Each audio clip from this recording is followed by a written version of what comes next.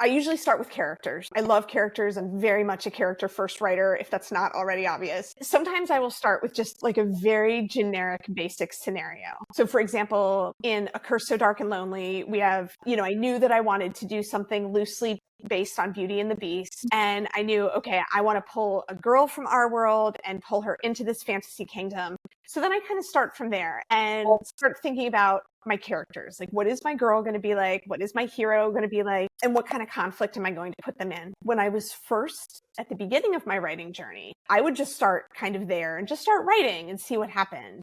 But all of the feedback I would get from either agents or editors was that my stories weren't linear enough, that I didn't have a straightforward enough plot. So what I took from that feedback was that I needed to have a little bit better idea going in of where I wanted my story to go. I will never be a super detailed outliner. I will definitely write a very brief synopsis of what I want to happen. But once I started doing that and having an idea of what my major conflict was going to be, what a couple of my major plot points would be, that's when I was finally able to land an agent and ultimately get a book deal, because I kind of figured out those mechanics of the story that I needed to know, like where my story was going before I sat down to write, if that makes sense.